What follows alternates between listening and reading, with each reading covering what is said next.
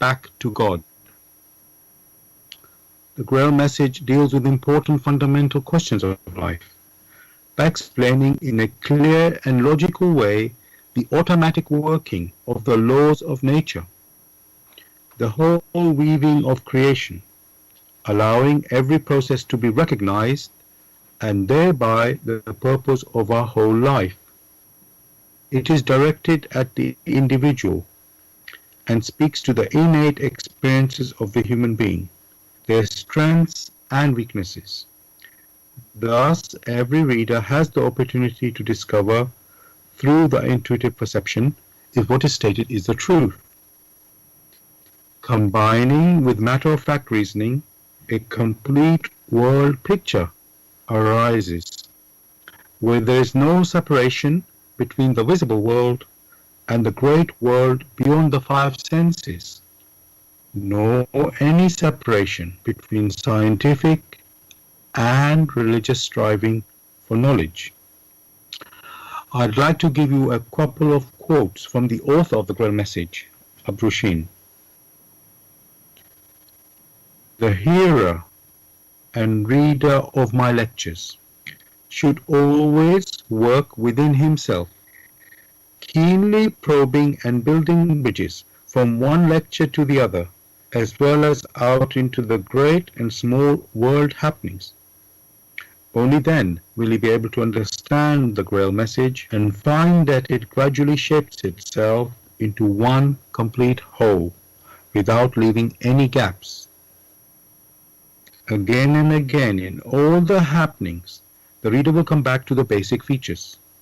He can explain everything without having to change even one single sentence.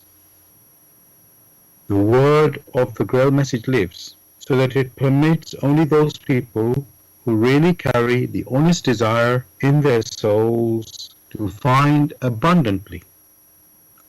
All else is automatically rejected by it. For the arrogant and those who seek superficially, the message will remain the book with 7 seals. I'd like to give you one more quote from the author. I wish to fill the gaps which have so far always remained unanswered in the souls of men, and which never leave any serious thinker in peace if he earnestly seeks for the truth. So, dear listeners, I just want to remind you again, the topic for tonight's our discussion is disappointments. And you can join in the discussion with any questions or comments. The number to contact us in UK, it is 079 39 641 958. You can call, text or use WhatsApp.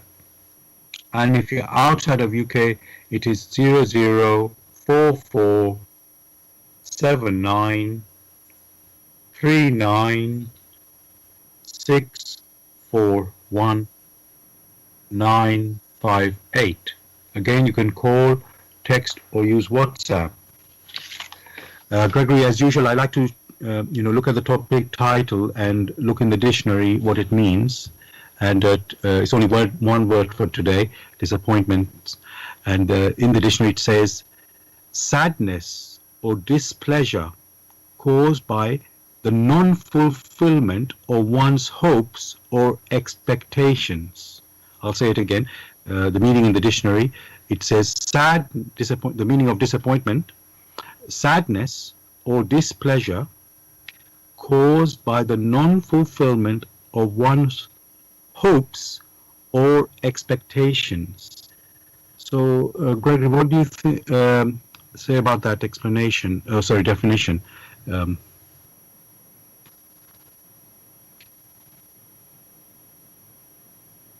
I think you're on mute still. Hello? Thanks. Hello, can you hear me now? Yes, I can hear you now. Yes, these type of definitions are intellectually based, although they do harbor some very clear explanations. And that is the non-fulfillment of expectations. But these definitions never explain what lies behind the non-fulfillment of these specific expectations. Okay, thank you for that. So, are you saying that the definition is like limited in a, let's say, earthly sense and doesn't cover the spiritual aspect of the words? So, let's say we can be disappointed, let's say, with our earthly wishes, you could say, and maybe that does not include something spiritual. Is that what you mean when you say that? No. What one is stressing here is that the definition is only an outward expression of the states of that personality who is disappointed. However, the inner impression that manifests as now the word disappointment, that inner impression is what has not been addressed, for that most likely is the cause of disappointment. Okay, that's actually very interesting. So, what you're saying is we look normally at the outer sort of understanding of it and not the inner. So, okay, let's explore that a bit more then. So, when somebody is disappointed, I'm talking in quite a deep manner rather than superficial manner. So, let's say, trying to think of something, let's say you are passionate about something and let's say a particular cause, and then you work for that cause and it doesn't, you fight for that. I don't know exactly, I don't have an exact example right now, but let's say you protest for a particular cause and then you're not successful somehow in, having that cause, be accepted. So, and then you're like, I'm going to use the word heartbroken in quotes because I just want to show the passion behind the the person's passion behind that cause that they're wanting to, be accepted. So, when you are talking about the inner disappointment in this activity, would you say, are you referring to the passion behind it? Is that what you mean? And because in the dictionary it talks about sadness caused by the non-fulfillment of one's hope. So, is that what you mean by deeper and inner aspect? Not really. Sadness is a state, just as joy is a state of one's mind. What one is referring to here is that in setting a goal, which goal is to be realized, one must look at the surrounding conditions.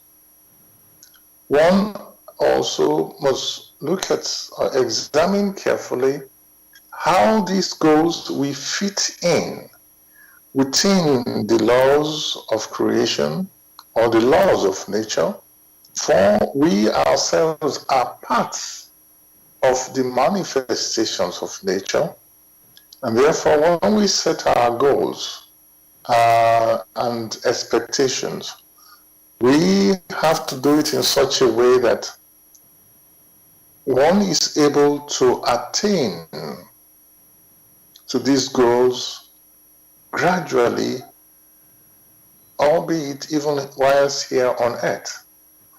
If one sets the goal too high and the times in which we are not ready to ensure such a goal is realistic, it only means that one was not realistic in one's expectations. And therefore, if one is expecting to have so much results and one doesn't have it, then one feels sad, albeit disappointed. So the error or the fault is not in the times, but in the personality who have set such goals within themselves. Thank you for that answer. What I saw there clearly is that um, it's not about like just setting a goal. There has to be consideration of the reality of the world, and so one must be aware of that. What is that reality? And so it's like you're living in a context, not in your own world, private world, where you have your own ideas what you want, and then that doesn't match the reality. So that really does make sense that you don't live on your own. You do live in a particular world, and so you need to know what that world is. So yes, thank you for actually bringing that out. So obviously, if you have a wrong perception or conception of that reality, then of course you will get disappointed. So that really does make sense. So now, Gregory, I'm going to slightly move to a different point now, and then we can keep going back to things as well. So let's look at the cause of a disappointment. You have given the clue there about reality. So having what is the actual reality rather than what you think is reality. So Gregory, when something let's say fails according to your expectation and you're disappointed, is it you are the person to blame for that you had this wrong expectation, or could it be some other things also at play? If there are no expectations, then there are no disappointments. For it depends on what the individual has put in place.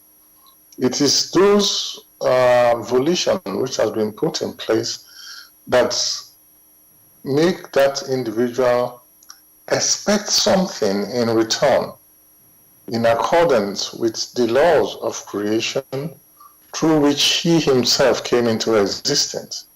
So there is always, I put in something, I expect something back. And if I don't get what my expectation, then I feel sad or I feel disappointed. But the key thing here is first to understand the neighborhood that one lives. One has to thoroughly examine first himself, must be on the alert, must be vigilant, and know how far, to some extent, one can achieve certain ideals within himself or herself. So that becomes, those goals are now a pointer. Just like you have a point, that is the personality, there are also pointers. The pointer is how he himself or herself now goes about in achieving that particular goal. If he sets the goals too high, then it's very difficult that he or she can arrive at that point where he is pointing out, or the realization of that goal, in good time. At the same time, that person must be persistent. Persistent in the sense that you don't set a goal and then go to bed and forget about the goal and expect it to come through. For internally, many set these high goals, lofty goals, and before long, what then happens? They change their state. The fervor, they had used in pursuing that goal is dimmed, or they now change. When they make such changes, of course, they will not arrive at the realization of that goal because they themselves have changed and have deviated from the goal. Thank you for that explanation. I was going to ask while you were answering about expectation, whether we should have any expectation, because then if we don't have any expectation, we won't get disappointed. And then I know you talked about the goals, that, you know, the goals must be like realistic. So just to ask you that actually, Gregory. So should we be setting goals? Of course. And the human spirit has no alternative but to set goals. You might set a goal that today I'm going to leave my house and walk down to the park. You might set a goal that I'm going to learn a bit of a language. But at the same time, you now start asking yourself, how do you intend to accomplish these goals? You don't expect to set a goal to learn a language in one day and you become fluent in one day. Neither can you do it in a week or in a month. So you pace it in such a way that you can arrive before long in speaking that language. So the times have to be very well considered. So it all depends how one goes about it, what one has put in place in the process of achieving that particular goal.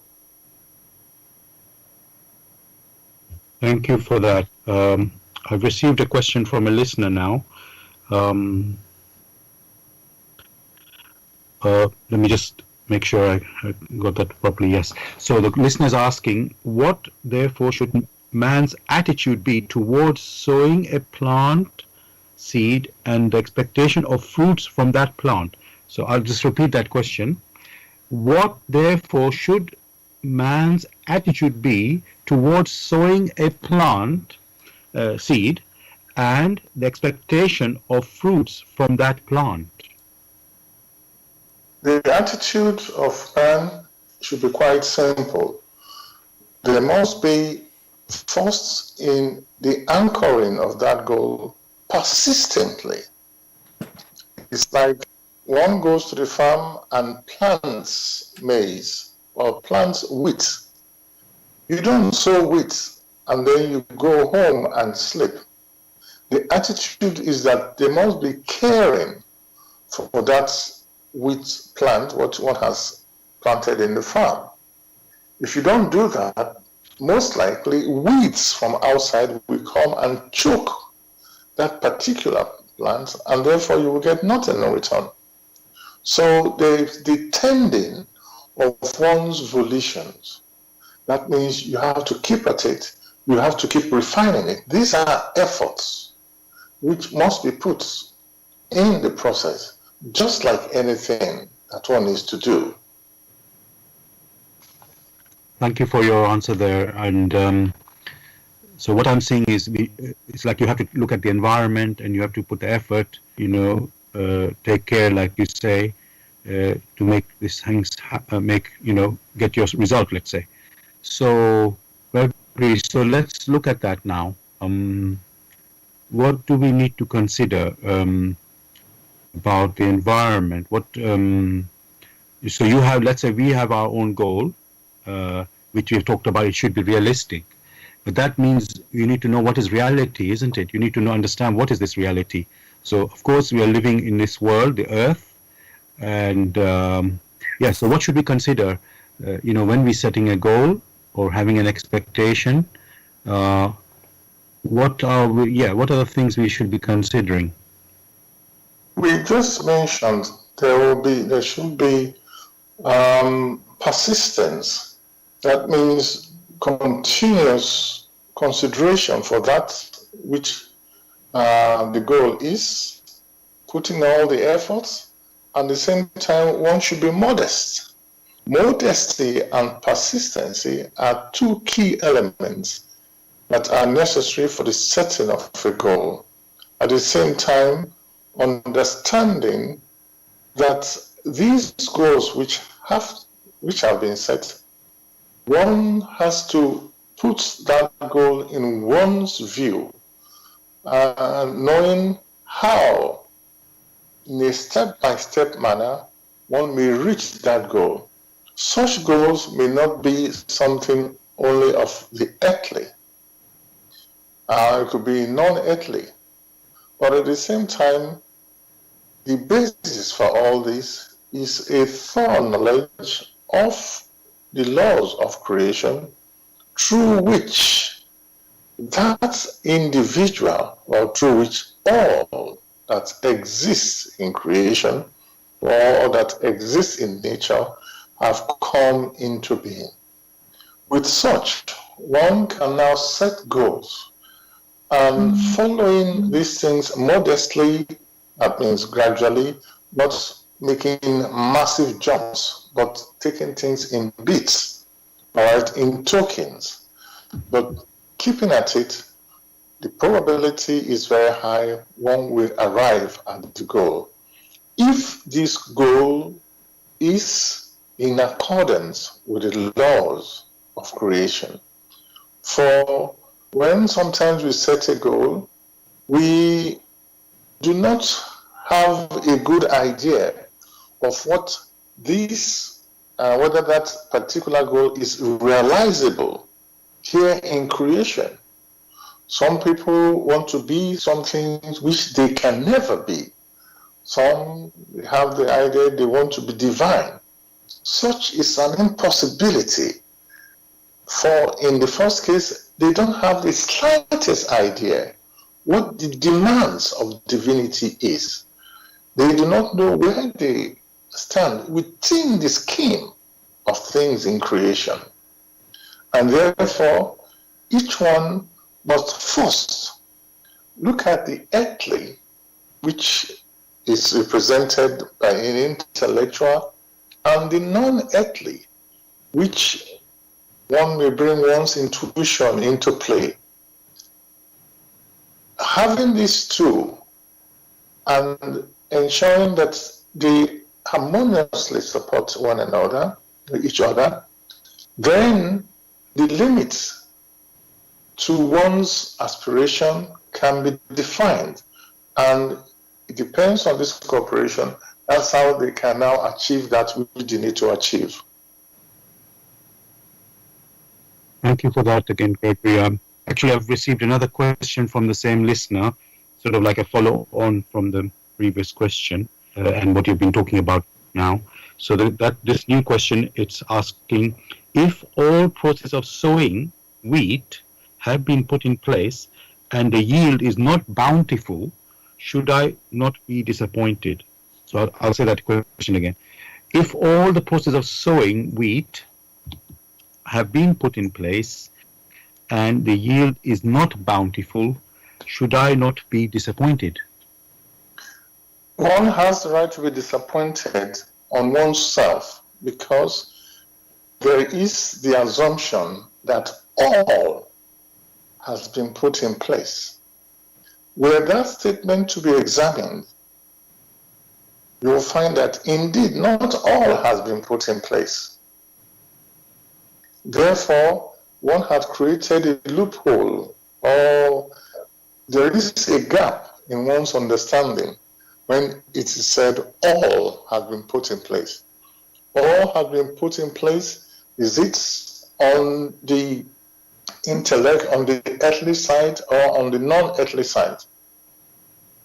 So, for instance, there are many who go to their fields and sow, and they are quite happy that everything should be in accordance. But before long, the rains are too much, or the rains are too little. It only means that in one's perceptions, one had not taken into consideration intuitively the conditions which are bound to change, either too much rain or too little rain. Whereas there are some other people who, in their sensing, would not have sown at that particular time. So the forces of nature are there to be recognized by all who are of good volition or who listen to their intuition. Yes, thanks for that, Gregory. I mean, what you said just made me think that, every year is a different year, or every season is a different season. And, when we say the word bountiful, yes, it could be, let's say you get 1,000 fruits in one harvest, in one season, and the next season is only, or it could be, double that the next season, or it could be half in the season after. And if you think it's going to be the same every year, well, that is a completely, let's say, misunderstanding of how the nature works. It's not the same every year. So maybe somebody needs to. I'm just thinking of like, say, if you have an idea that you must have certain amount of number of fruit, bountiful fruit, then maybe you need to grow it in the greenhouse or some other place to, make up for that time. What, let's say, possibility of not, having like a perfect harvest, if I can say like that. What you think is a perfect harvest. So yeah, you just have to know or be aware of all these other factors.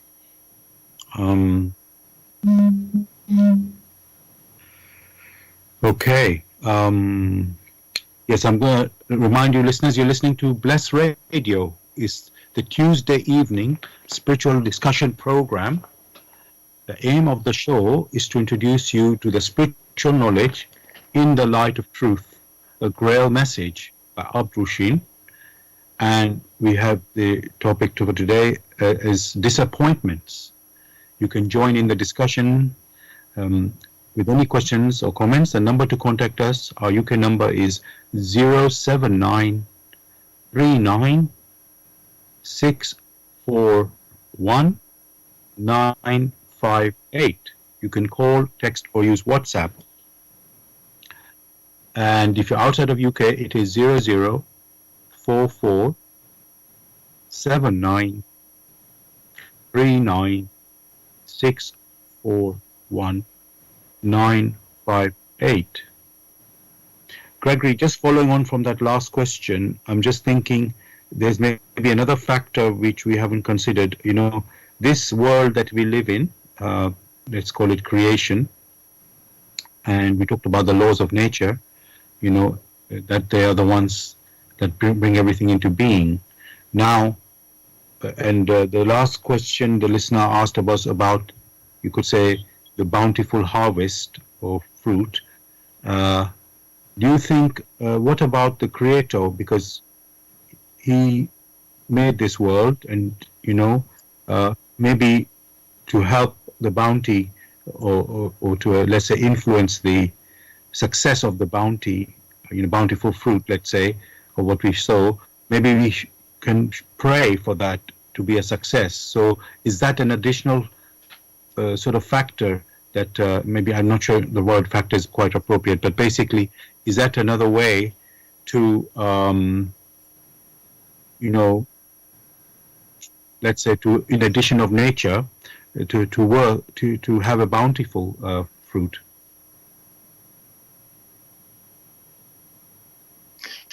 Well, you used some key expressions that we pray such that the bountiful harvest will come. It should at the same time be understood that these fulfilling the laws of nature calls for the words watch and pray. Watchfulness comes only in being on the alert, diligent. All these belong to watchfulness. Praying only means making use of the power or making use of the resources which have been granted to the human personality for self-improvement. For it is the self that needs to be improved. So if that condition of watching and praying is fulfilled, then no matter the challenge which now assail the personality, that personality will come out successful. That means that personality will not fall. It means the expectation will be fulfilled, for that personality has put in what is required in the sense of the alertness, not only in spirit, but also in body, in the earthly aspect. The alertness, not only in the environment which that personality is in, but also bringing in all the resources, that power, that energy, which has been granted not only spiritually, but also physically for the realization of one's challenges or one's expectations. So when one views it from that perspective, then the wishes or the expectations are bound to be fulfilled. Thank you for your answer there, Gregory. The listener that is asking us questions has asked another question now, and again, it's a following on from the like the previous questions. So this time, he's asking: we have an apocalyptic locust plague in parts of East Africa. Should the farmers there not show disappointments? What should be their expectation? I'll just repeat that question.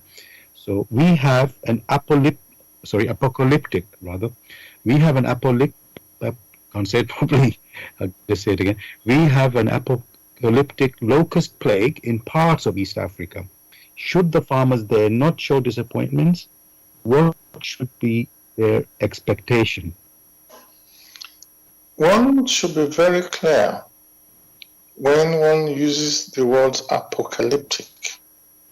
For many farmers who are on the alert, such an infestation of the locust, for many of them who are on the alert, is a challenge. And such challenges brings benefit. There are many other places who will harvest such for making feeds for other animals. Some will even harvest them to feed themselves. But like we stressed, if one is on the alert, being on the alert is like you have sheep in a farm, and you know there are wolves that can appear anytime. What do? You make preparation to be on the alert, not only physically but spiritually, because you wish to protect the sheep you have in the barn. In that process of being on the alert, you procure those things that are necessary to help you.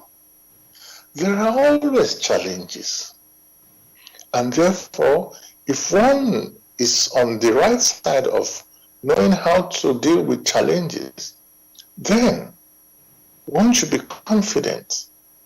Most of the time, it is that many have relaxed. They are very sure that the rains will come at the right time. They are very sure that everything will be as they had observed it in the past. But that is past tense, not present tense. One has to be on the alert in the present, always looking out for possible challenges and making preparations such that when these challenges come, they will not fail.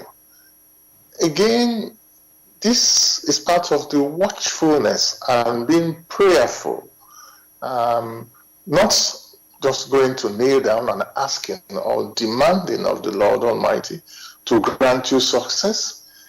That has already been granted in the words watch and pray, in the watchfulness, and that which you need being passed on to you.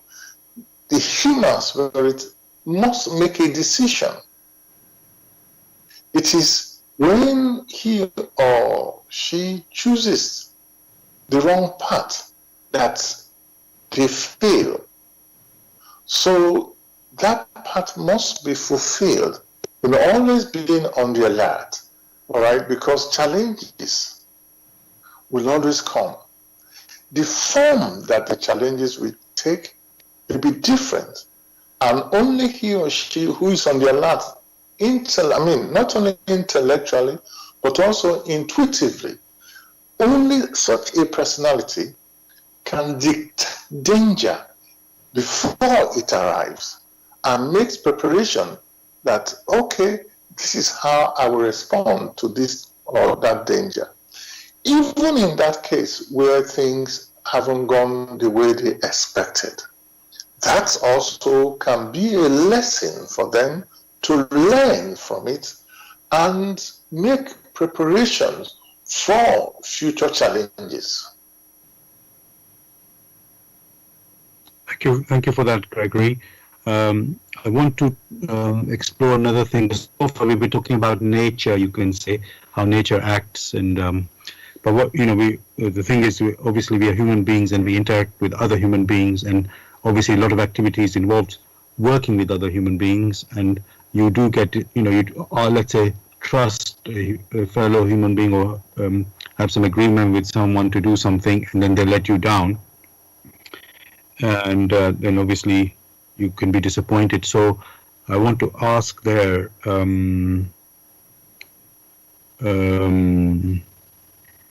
that if we have such a,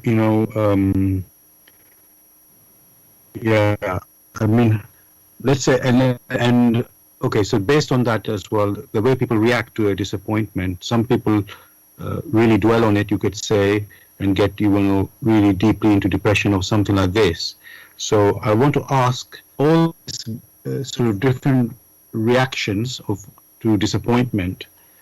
Is that something that we learn from our childhood or from our brought up, like parents or friends, that how we respond to a situation? Because people do all respond in a different way to the same sort of events, So is there some way why certain people react in a particular way to a disappointment, like, as say, going to as far as a depression, while others are maybe...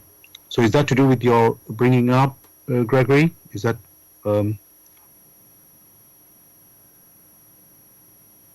May I give a very simple scenario? Consider, as we now have here on it, there are many football teams. And at the same time, you are a footballer who wants to score a goal.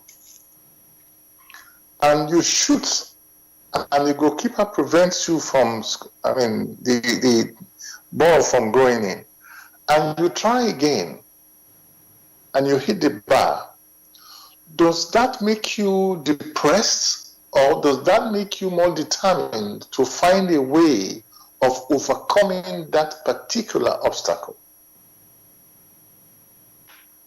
That example one gave is only to show how we must try and try.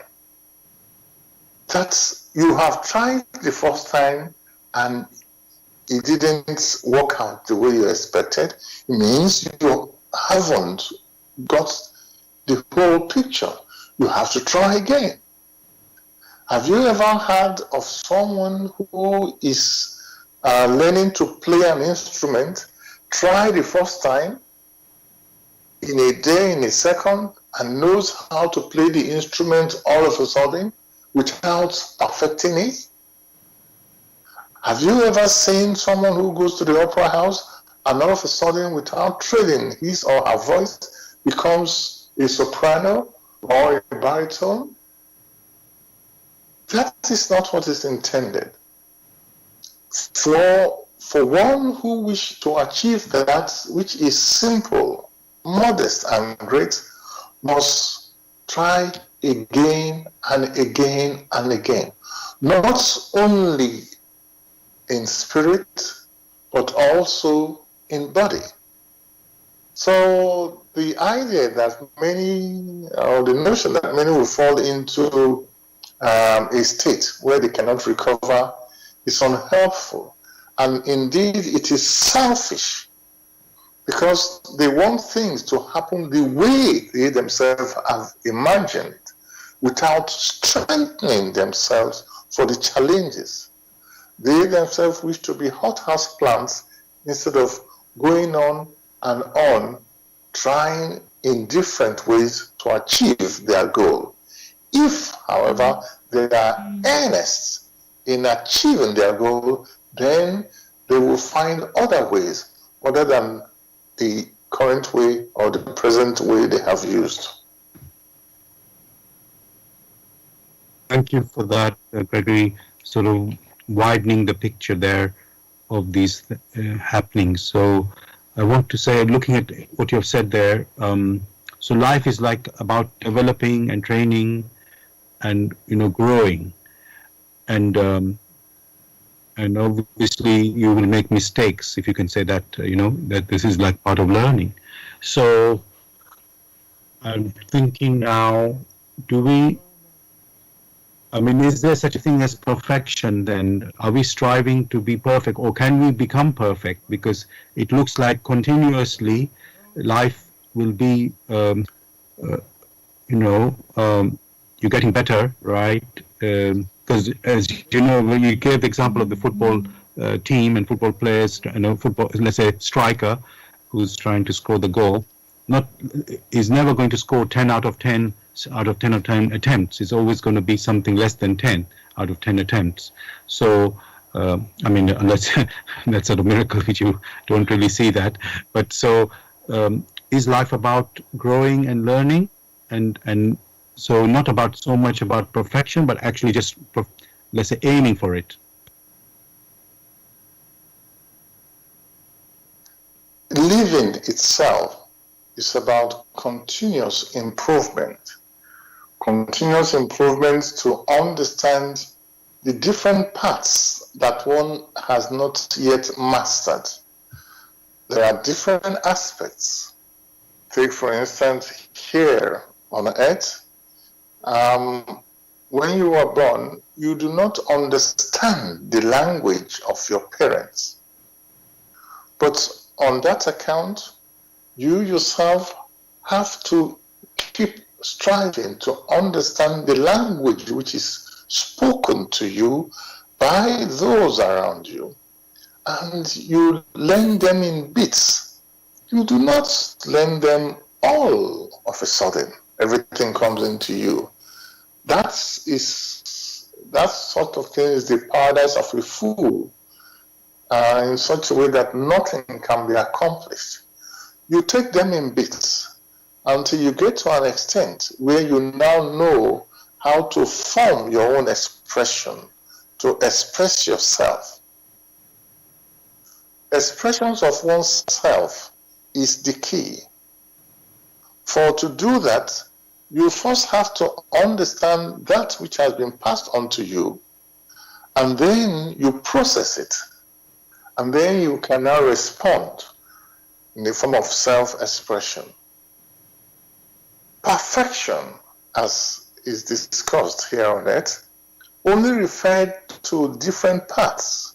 You can have perfection in speech, perfection in sight, perfection in smelling, or in the sense of smell.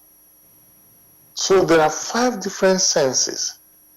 It depends on the level you have gone to in these 5 different areas in your perception. So, but there will be continuous improvement of each of these areas. The person who is learning the language will do it in such a way that the basics, for instance, the basics of the English language which we speak is A, B, C to Z. So when you have completed that, you know how to recite that and how to use that, then it is complete. That is perfect, A to Z. But that does not stop there. There is now the forming of words. You also need to know how to combine these. There is also the forming of longer expression. And then you start writing, if you can, simple novels. And then you start writing plays. These are different levels of learning. But the human spirit should not expect that at the first minimal level, he says, okay, I'm done. I don't need to learn anything. It is a continuity through experiencing one thing or the other in order to strengthen the human spirit in the process of his experiencing and learning of all other things that has come across it or that he himself has now decided to get into. For if there is no continuity, then the external and the internal will separate. The external means the experiences here on earth, and that of the striving spirit, which occupies the physical body or which makes it to the physical body. Since there is no harmony, it's as if things will have fallen apart. Therefore, one should not stay idle. Continuous improvement is the key. Thank you, Gregory, for that answer. And what I'm seeing is continuous improvement, like you say. So, when we are disappointed, there's something to learn, from that disappointment. And I was doing a bit of research for the topic tonight, and this is something I found in this, let's say, article called "Dealing with Disappointment." It's article by Manfred F.R. Ketz de Vries, and it was titled "Dealing with Disappointment." So he gives an example under this topic of, I will call it. It says styles of coping. So, and he's using the example of Winston Churchill actually here. So I'm just going to read this out as a way of learning. Major disappointments are often defining moments in people's lives. Constructively dealing with disappointment can be a self-curative process that can contribute to personal growth and make for greater resilience. Take Winston Churchill as an example. Early in his career, the disastrous First World War military campaign at Gallipoli forced him to resign from his position as the First Lord of the Admiralty. Churchill had come up with a plan, later called Churchill's Folly, to send a fleet through the Dardanelles Strait and capture Constantinople, which is present-day Istanbul, which he predicted would cause the Ottoman Turkey to quit the war. But the plan utterly failed, and tens of thousands died. Churchill was disgraced and demoted. To cope with this calamity and subsequent humiliation, he refocused his attention and energy away from politics.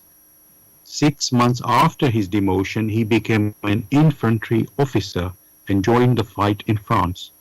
During his time out of political spotlight, he thought through what had happened to him and what it had taught him about dealing with life's challenges.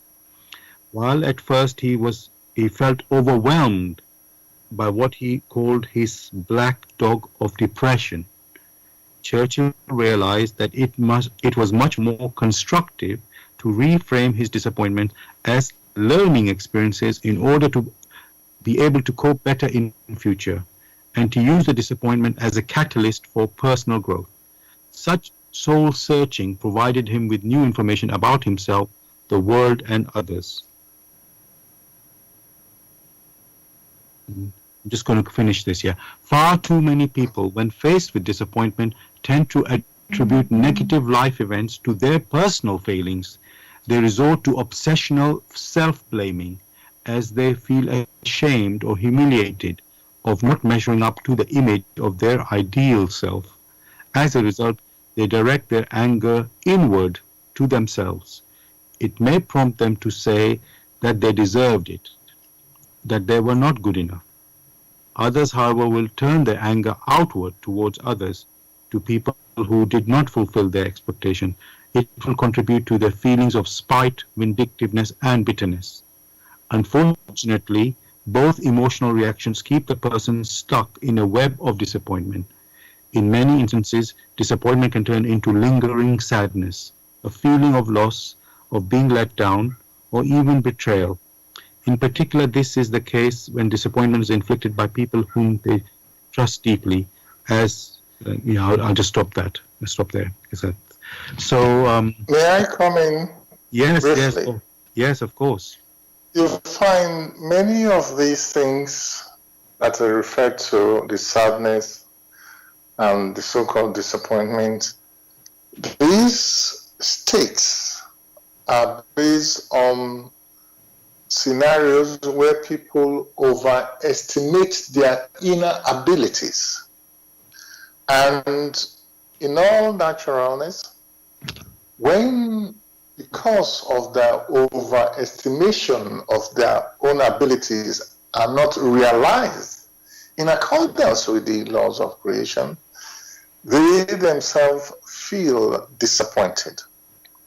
The scenario one can also look at, again, is that of the so-called modern day football, where you have the best, so-called best players are the ones who sit in the pavilions and can put all sorts of theories on how to score a goal.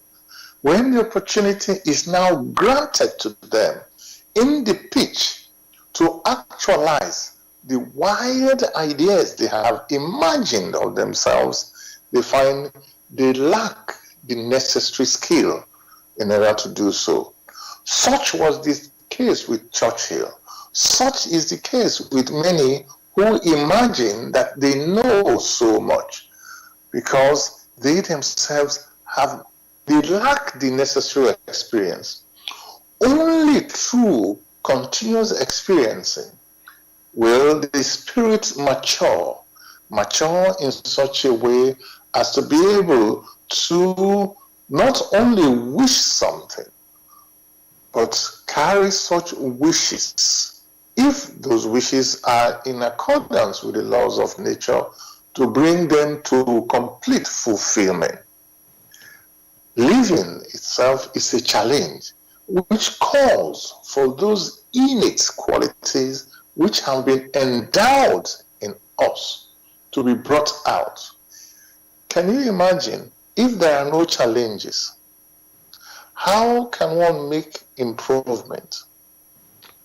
Can you imagine, again in the case of football, there are no opponents. So the goal is just there and they allow you to keep shooting the ball.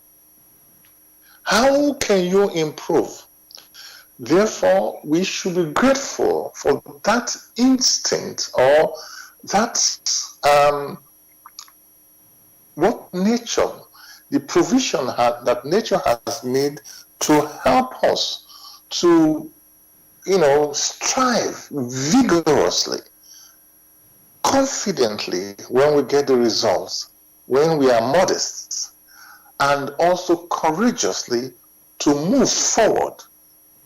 Anyone who falls back, who is not only disappointed, but allows a state, puts himself or herself in a state where they can't move forward, then the blame is on them because they wish to be like hothouse plants. And hothouse plants, when you bring them out, where the real nature is to be experienced, they will buckle with the smallest puff of wind. Many don't wish to belong to that group. So it is good to go out there and face the challenges which nature or fellow human spirits have put forward. Thank you for that, Gregory. Dear listeners, I want to remind you, you're listening to Bless Radio. It's the Tuesday evening spiritual discussion program. The aim of the show is to introduce you to the spiritual knowledge in the light of truth, the Grail message by Abdushin. And if you're interested in getting a copy of the Grail message or want some more information on the Grail message, you can go to this website, which is www.grailmessage.com. I'll spell that, www.grail, Grail, message, MESSAGE.com. And the topic we're discussing tonight is disappointments.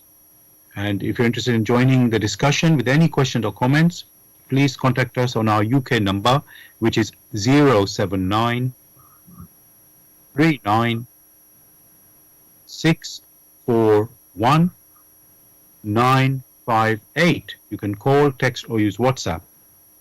And if you're outside of UK, it is 0044 79 39 641 958.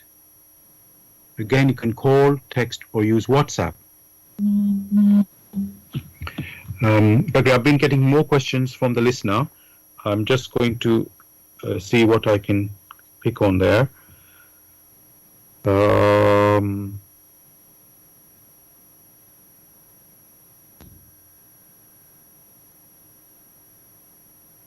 Okay. So I'm going to jump to this particular question, which says, is it true that in the kingdom of the Lord there is no such thing as disappointments? Is it true that in the kingdom of the Lord there is no such thing as disappointments?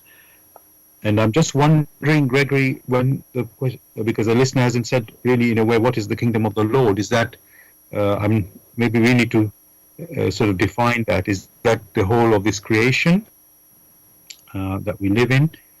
Or is it a specific realm? So, yeah, maybe we should define that. The most likely or most probably, the questioner must be referring to in that kingdom which is not temporary. Temporary kingdoms, like we refer to, are the world of matter, which comes into being and then reverts back to dissolution. So most likely that question is referring to paradise. When actually, sorry, Gregory, yes. I think I do know what he's referring to, because he sent another question after that, and it is an assumption on my side, but I'll just point this. I know I'm sort of changing the topic a little bit, but he's in the next question he's asking, is the promised kingdom of peace, in the promised kingdom of peace, shall there be any more disappointments? So I hope I'm not confusing this now, but so there's supposed to be a kingdom of peace on the earth that we know that is a promise, and would there? So let me talk about this question. So please ignore my previous question. Is in the promised kingdom of peace, will there be any more disappointments? Again, that is a very prime question. Prime in the sense that many still don't have the vision or the scenario, what is meant by the kingdom of peace. Peace is not the absence of vigorous activity. Therefore, you have that in that particular kingdom, there will be activities. But before such a kingdom comes about, man is granted the opportunity to have matured in such a way that he or she is able to live in that kingdom. Therefore, his or her way of viewing things, their inner attitude would have changed. Why? Because they will have quick returns of what they themselves have placed in creation. They will taste of it. Therefore, if they themselves have done things modestly, if they themselves are permitted to live according to the words of Christ in watching and praying in the right way, then all disappointments will vanish. For the disappointment is only a result of one's activities. So if these activities are in accordance with the will of the Almighty, then you will find that what could have disappointed you will turn out into a blessing. For only blessings will be discussed, not disappointments. Thank you for that, Gregory. Um, but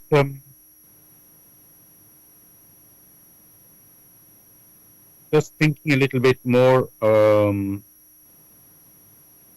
a different sort of angle here.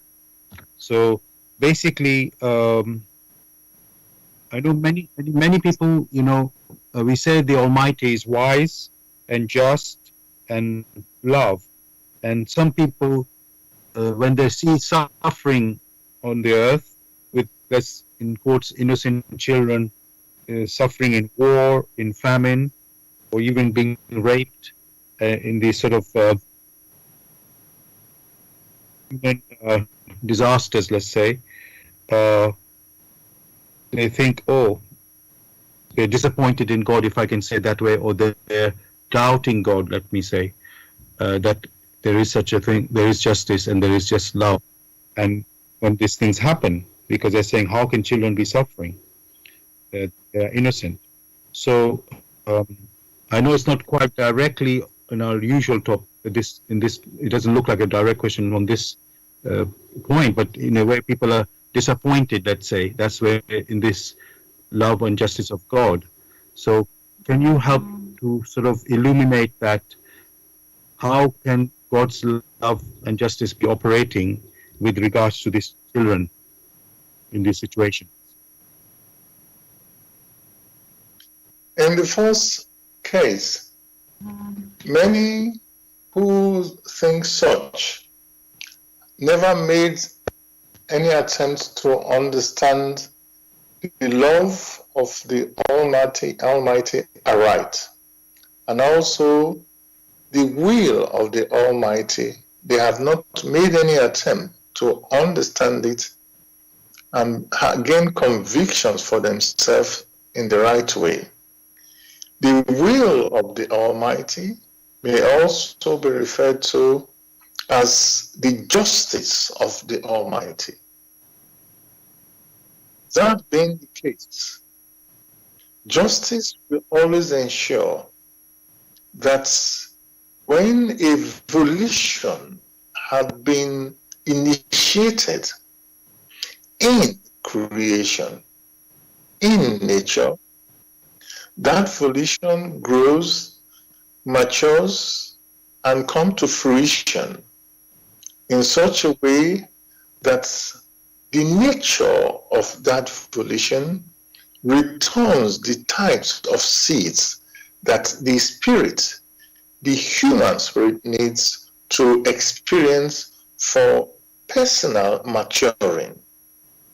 And if one now looks at it very carefully, it is either that the personality who is undergoing this particular or experiencing these particular scenarios had either consciously asked to undergo these experiences in the short span of life in order to have an understanding of what these type of sufferings are. They use it for their own personal maturing. In the other scenario, to add to it, it may also be that these personalities had in their volition, unconsciously, on one way or the other, given rise to that scenario or have initiated that scenario through which they themselves must also experience in the short span of life here on. In both cases, if the personalities, that means the human spirit that occupies these physical bodies, if they use these experiences aright, then they themselves gain and they mature spiritually. Although seen from the outside, it may not seem very palatable for many who go through this. And therefore, it is said, whatever a man has sown, that he or him or her will reap. That means whatever the human spirit has initiated in their spiritual volition, that is what they themselves will have to experience along the line. So, sin from one side, it looks like punishment. Sin from the other side, which is from a more spiritual side, it is a blessing, such that the human spirit that had given rise to such a volition is able to experience it. If it is not palatable, he or she now knows that is the wrong thing.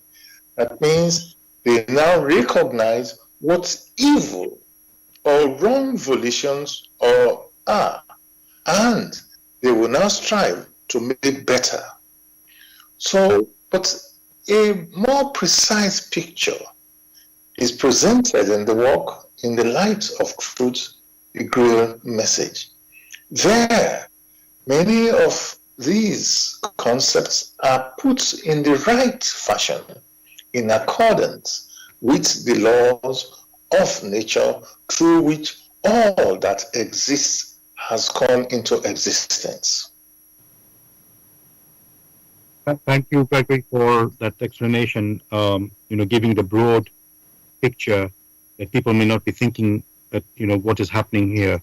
So it just really shines a light on that. So thank you for that.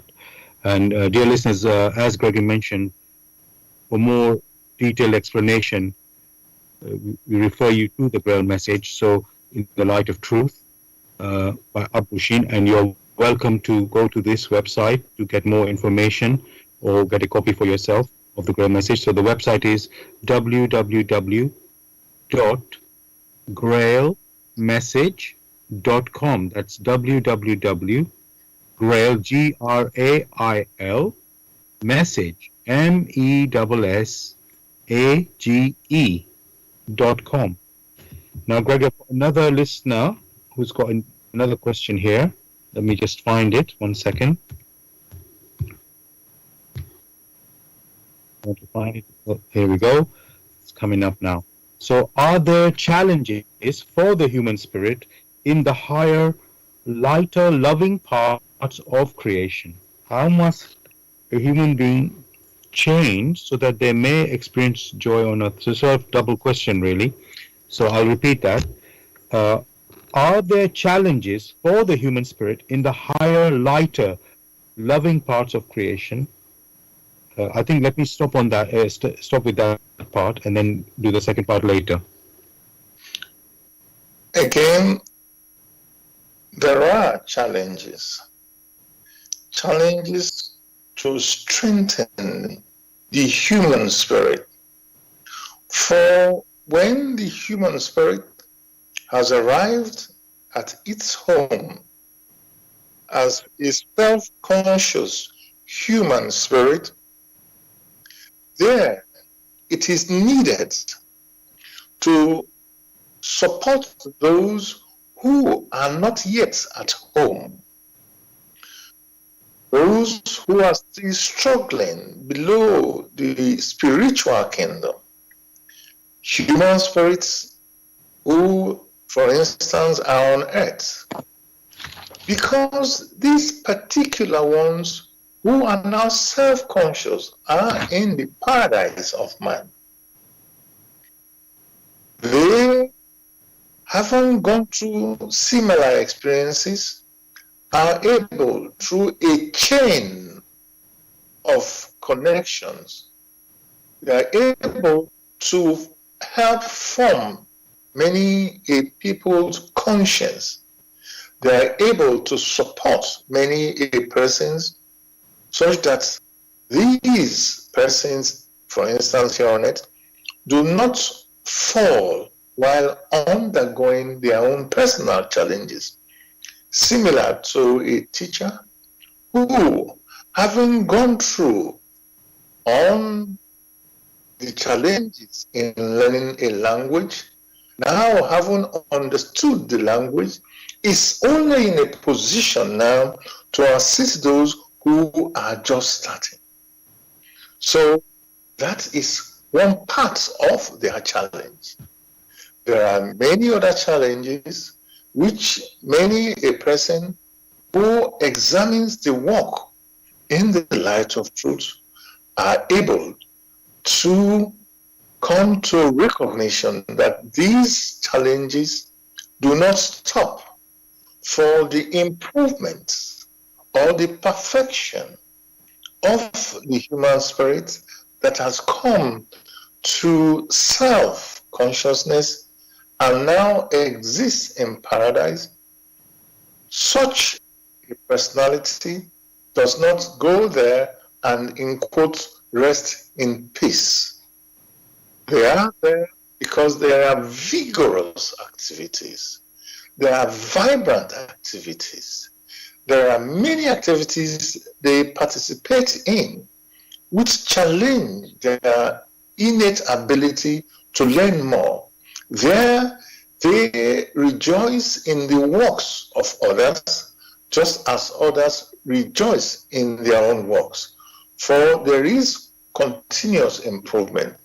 There, no sorrow abound, because there is absolutely no need for any of such sorrows, since we have there is one for all and all for one, where all that is done is in harmony with the laws through which they themselves have come into existence.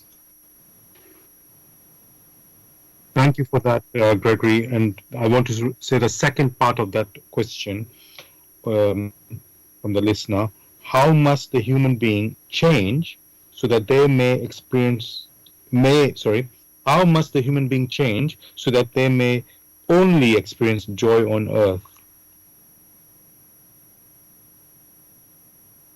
Such Can you hear me, Gregory? changes are that, yes, such changes are such that they themselves are able to recognize the key element of the law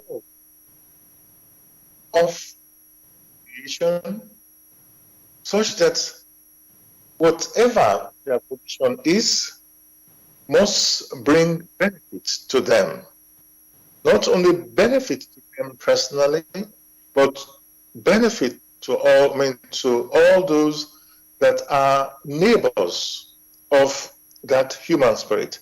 By neighbors, one is not referring to one who lives 2 feet away from you, but all those who strive for perfection. It is not as difficult as many consider. For the innate talents which have been sown into the human spirit, those talents need to come to fruition, or one must strive to ensure those talents come to fruition. Then, the human spirit, right, we know, just like him, others are striving to develop themselves into a self-conscious spirit. Then, in all the activities, it will be support for others like him. Then, in doing that, in all naturalness, it will be joy, it will be happiness, a state where the giving and the taking balance. Thank you for that, Gregory. Just to double check, I know there's a little bit of background noise there. Are you okay to continue with that background sound? Yes, it comes in and goes. Yes, we'll have to continue somehow. Okay, so I'll continue to the next question from another listener again. This time it's asking, what are the dangers to one's health where disappointments become too worrisome? So the question is, what are the dangers to one's health where disappointments become too worrisome? One may only give an example. Maybe many a listener may take it from there. When the so-called disappointments become too worrisome, it only means that the personality is only looking at these challenges from an intellectual point of view, not a spiritual point of view. And when one is only focused on one side of the whole equation, the tendency is that other things that are supposed to assist you, you will not pay attention to them. Such causes a distraction. And once one is distracted, then mistakes abound. For you are unable to live a balanced life because you are easily distracted or easily disappointed. But some disappointments are personal because it's only you yourself that has changed in the realization of certain goals. Had one gone in such a modest fashion, simple fashion, maybe that particular goal will have been realized in steps. One should not expect in an environment, one should never expect to receive more than what that environment is able to provide. One should always check the environment one is in and go step by step, tokens by tokens, with one's foot here on earth secured in such a way many a disappointment may be reduced, for you are not expecting too much more than what the environment is able to provide. Thank you for that, Gregory. And a few times in our discussion today, you mentioned about the intellect and the intuition, and you pointed out that the intellect is the one when that can lead to the disappointment, but the intuition is the one which can, if we use our intuition, uh, we won't be disappointed. So, can you tell us a bit more? The, what is the working of the intellect? What is the working of the intuition? What they are, and how is it that the intellect can sort of sort of can sort of lead to a disappointment, while the intuition can, I don't want to use the word avoid, but uh, let's say you won't, with the intuition, if the use of the intuition, the disappointment cannot be really, it won't, disappointments won't happen. So what are these activities? Well, what you have just mentioned is a whole discussion of itself that may require different elucidations from different angles.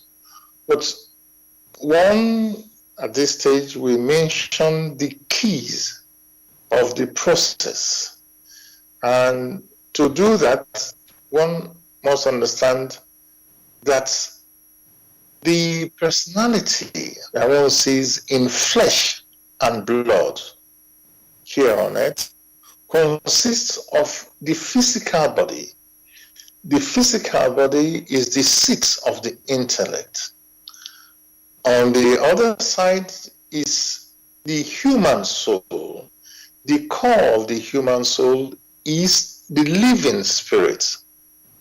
So on the earthly side, there is the human body, of which the intellect exists. And on the soul, there is the human spirit, which human spirit needs to experience in order to mature, to experience such that those main qualities which have been sown into it will come to fruition, will come to realization. That is one of the reasons why it is here on earth. And having that at the background, one should also know that there must be a communication between the human spirit and the physical body. That means that the activities of the living spirit must communicate through waves which are impressed on the back brain. Those waves of impression one may call the human intuition, for it is internal. These are visible activities of the human spirit. Now, these form the impressions one had referred to. Now, for these impressions to be realized, they need to be expressed. They need to be expressed by the physical body. These impressions now are passed on to the frontal brain. The frontal brain, which is, these impressions are then picked out by the frontal brain, that means the human intellect, and then reinterpreted. This interpretation is called an expression. Just as you and I are discussing, you can hear the expression of the language which we now speak, which is English. Some other expressions may be to move from one place to another. These are all expressions and realizations. The results of these outward expressions then flow back from the frontal brain again back to the back brain, and then again back to the human spirits. It is the experiences which have now been passed back to the human spirit, which is of value, which the human spirit uses as experiences that it has accumulated here on earth. It uses these experiences to mature. Without these experiences, it will not be mature in the earthly sense. It needs them. So that is the cycle. In accordance with the laws of creation, that particular law, which is of sowing and reaping, one can now see a cycle. In these cycles, there are also filters which one may refer to the attraction of homogeneity. It's more like a filter. So there are many other things which may be attached to it.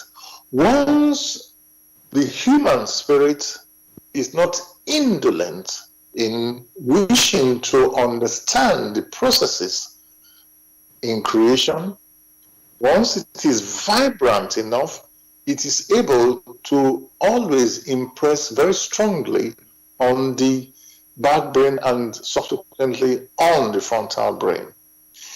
If it is indolent, then it finds it's, we now have a situation where the frontal brain takes over everything and only tie itself to what happens here on earth.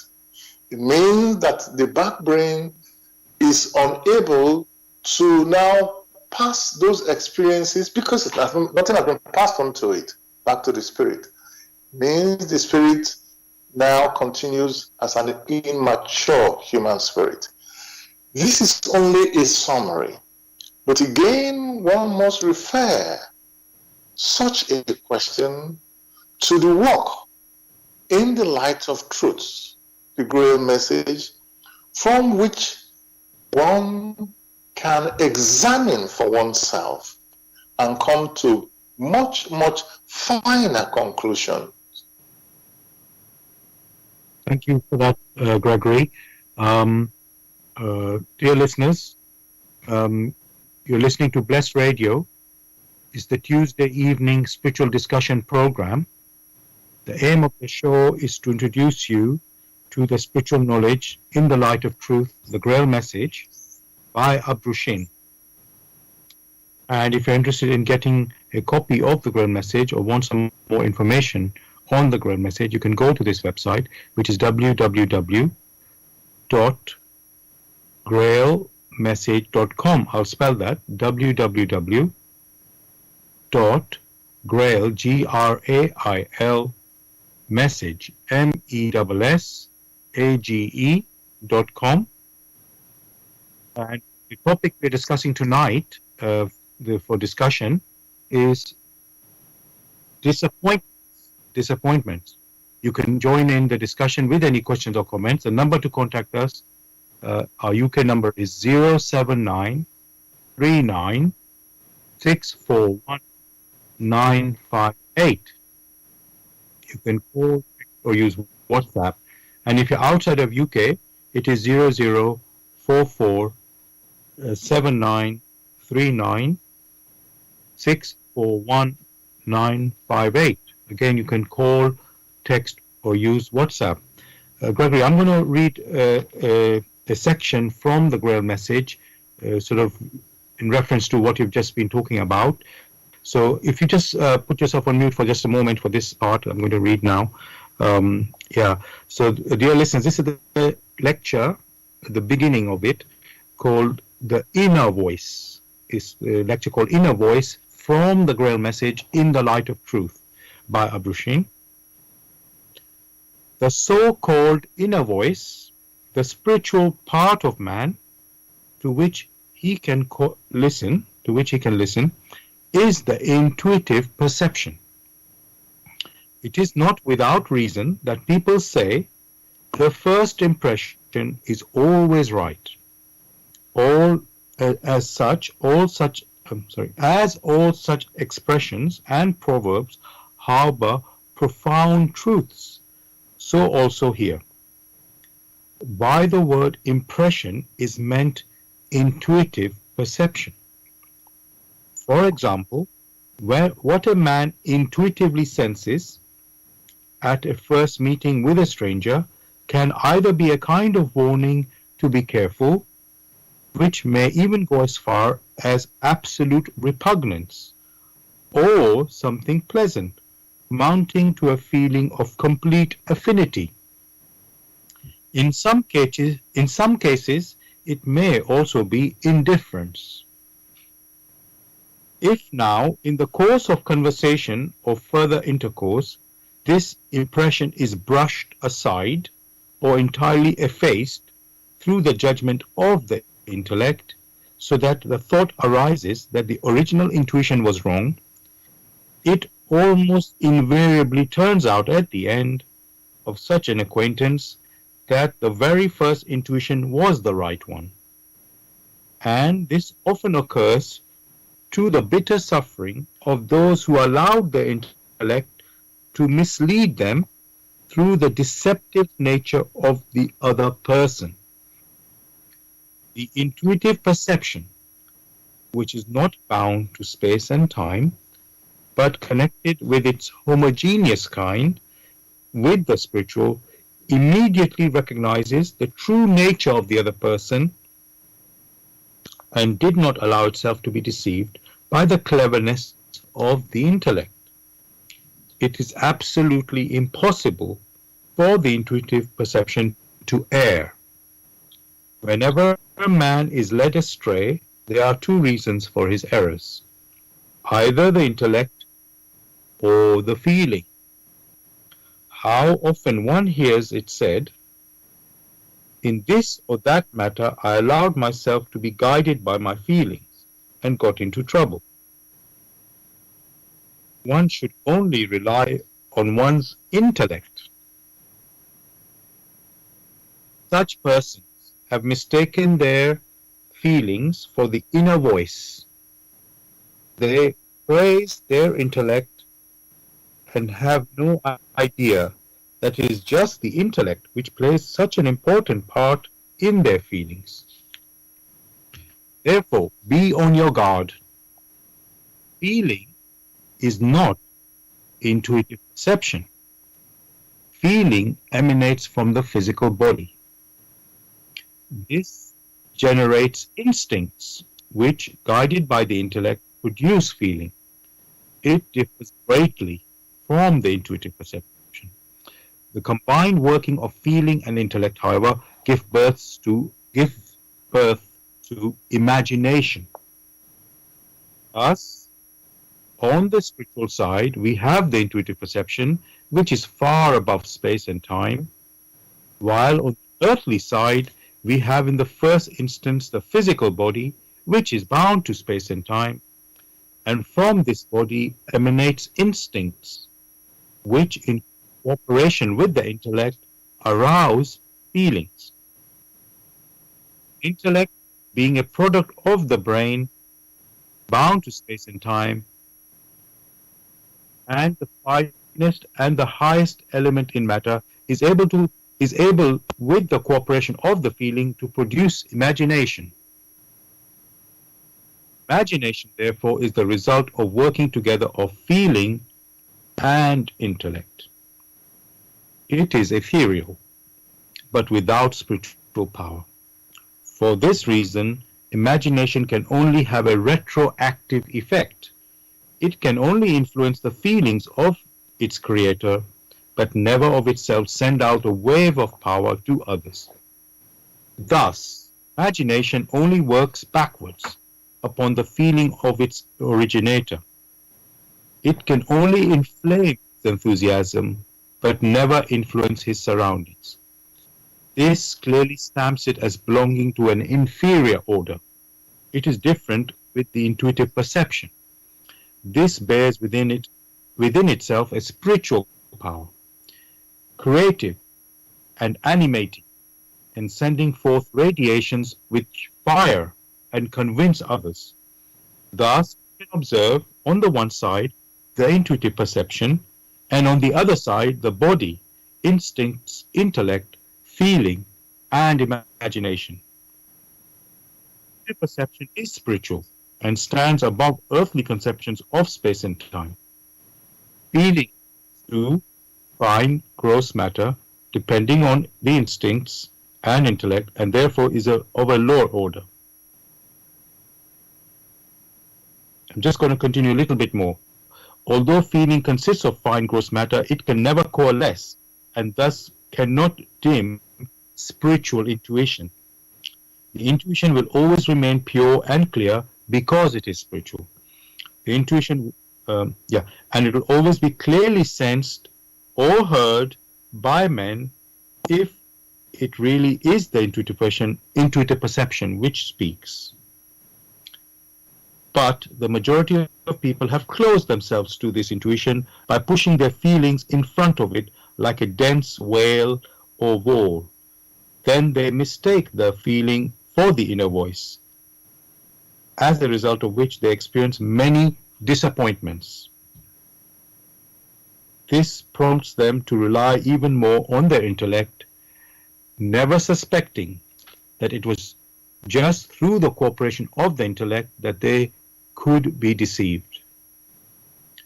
I'm going to stop there, Gregory, just because I think this really illustrates, I know it might have sounded quite technical for many people, but it really shows a picture of how intuition and the intellect work and how we can, and it talks about imagination as well and feelings. It covered quite a bit there, and well, but it just clearly illustrates that there is an intuition which is very clear, and then there's the intellect which can easily confuse us, and really it's so crucial to be able to tell the difference. When is it our intuition talking? When is it our intellect talking or feeling talking? Because it's only the intellect that can deceive, while the intuition is always clear. So I hope listeners you were able to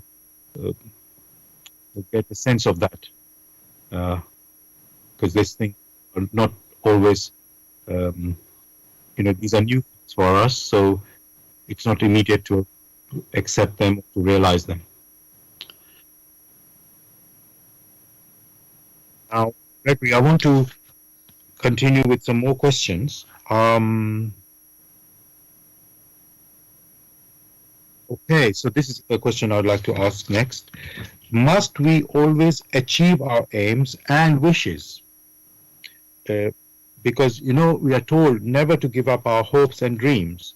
So Gregory, must we always achieve our aims and wishes? It all depends what those aims and wishes are. Some aims are easily, or some dreams are easily achievable because they are very modest. If you aim to go to the university and you do not strive very hard enough to understand the intellectual rigor which is required, then you will never achieve that. So it is not sufficient to have an aim and a dream and go to bed. If one has an aim and has a dream, one has to work at it again and again. Just like a farmer who goes to the farm and plants wheat. He has to tend to this wheat to make sure that this wheat, in accordance to the cycle, comes to fruition.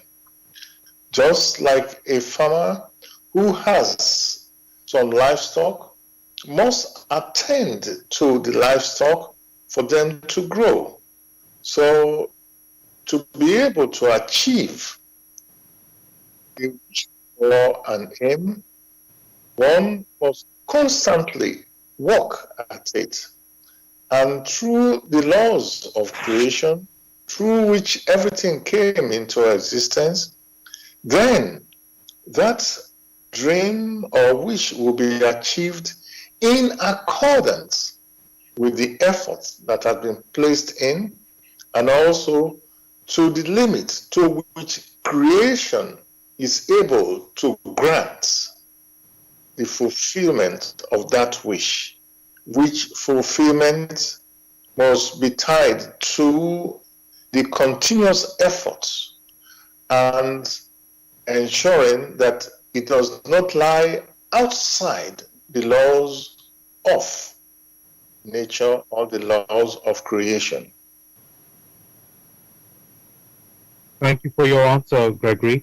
I've got another question from a listener now.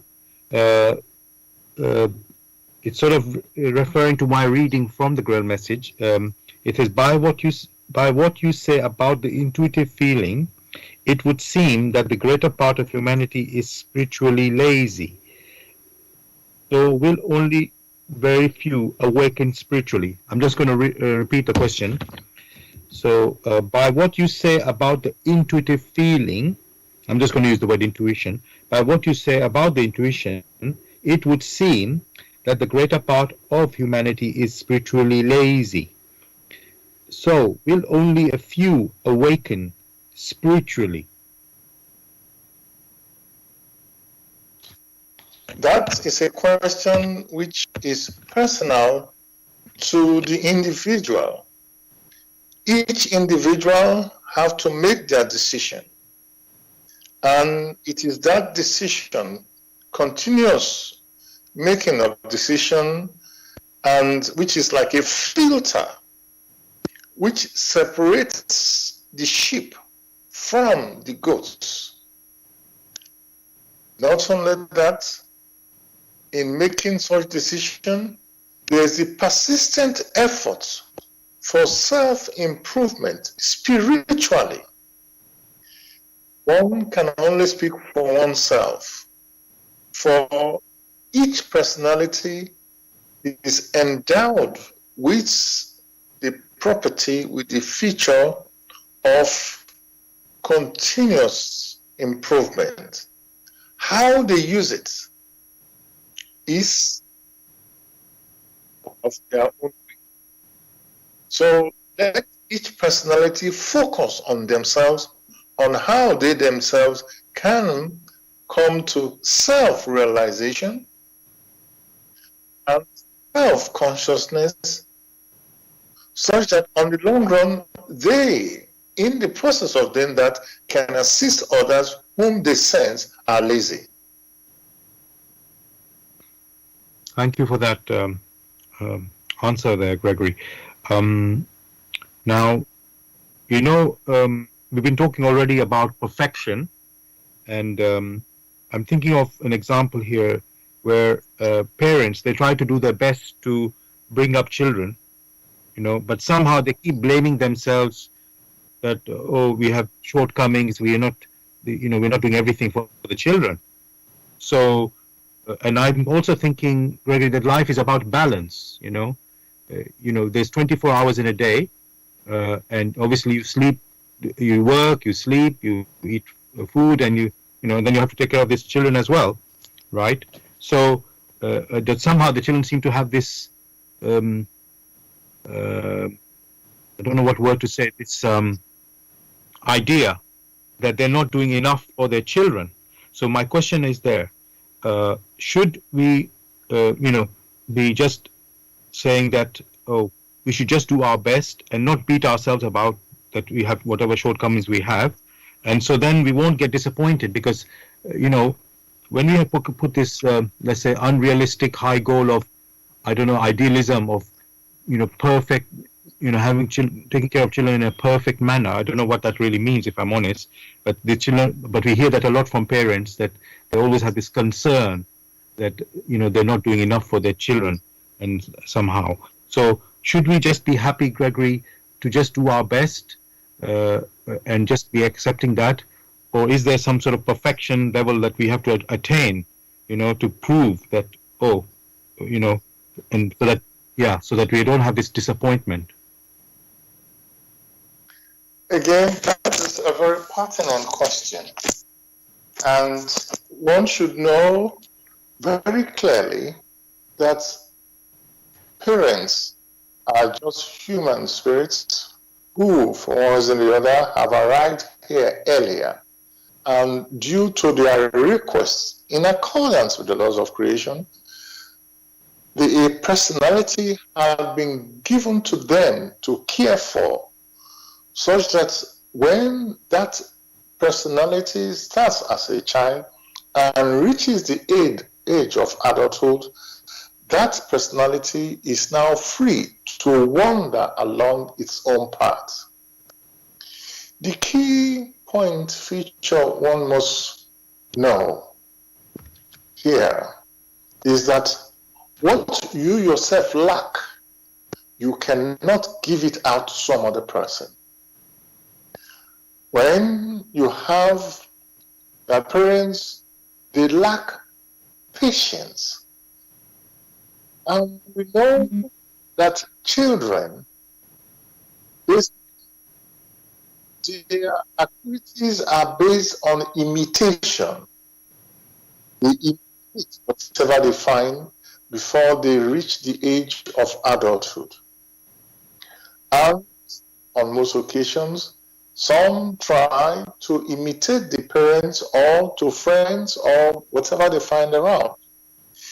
If parents don't have that innate maturity, they cannot transmit or show that maturity to children.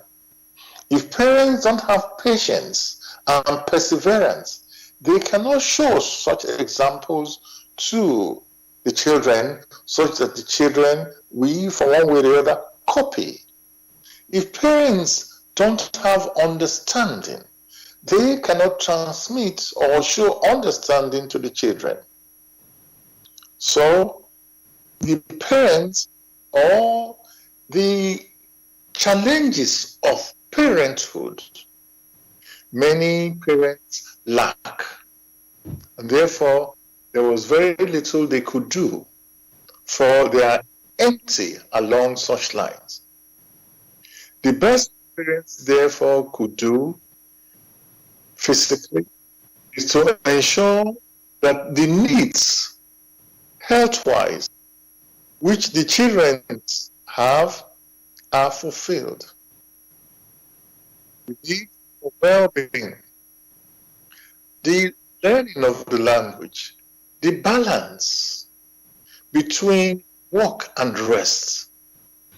These are the things that some parents are able to offer. Outside that, they cannot offer other things. So they may be well satisfied based on the little they know and not what they themselves do not know. For children always remain children. Children should be separated from parents when adults are discussing. But what do you find in many scenarios? Many of the children, many of the parents bring the children very close to share in adult discussion. For before these children are born here on earth.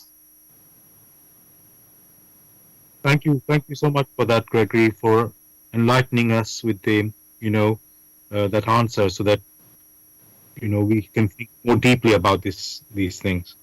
Got another question now. How should we approach life with a cheerful inner attitude at all times? So I'll just say that again. I'll say it another way. Should we approach life with a cheerful inner attitude at all times? I thought that had already been answered with the words of Christ, love thy neighbor as thyself.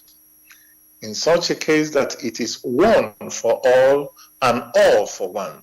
With such an inner attitude, only happiness will approach you and sadness will vanish. Thank you. Yes. Yes. Yes, that's true. I can see that because at point when you were saying it, I think I was thinking more about being in heaven. So, but of course, it's the attitude is not only in heaven; it's also on the earth. So yes. So thank you for that. Okay. Now, I want to ask about. Let's see. Yes. Gregory, if somebody's in disappoint, let's say our fellow human being is going through disappointment, through whatever has happened to them. Uh, how can we help them? How can we sort of guide them out of their disappointment? Is it just to say some, let's say, I'm going to use the word in quotes, cheap, uplifting phrases? There's something more that is required to, bring somebody out of their disappointments. Because, it's like when something happens to you personally, your mind is just focused on that. And that's why we have friends and others, around us. And then when somebody shares, they're going through something, then that's an opportunity for us, the friends, to, bring that person out of that sort of disappointment. So how can we help such a person who is, yes? Again, thanks for this particular, for it is indeed very important. One will use an example of Paul, the biblical Paul. He was Saul, and he persecuted the Christians so terribly along the line. However, when he was called to mediate of the living word, he went about to some extent cheerfully. But from time to time, he felt so disappointed in himself. He felt so sad. Only when the other disciple assisting him called him, cheered him up, and told him that he himself, Barnabas, was the one who beheaded John the Baptist. Yet he was still happy. Only then did Paul see that a cheerful attitude, learning from the mistakes one had made, is the right way forward. Therefore, it is necessary not only to cheer somebody up, but to give examples to support that person. For challenges come in different forms. Having gone through your own challenge, use that as a picture in assisting others who, like you, is undergoing his or her challenges. Thank you for that, Gregory. So that sort of tells me we do need good examples, of people to show us the way, because, we always have some question in our life how to deal with this, or let's say we need some advice. So,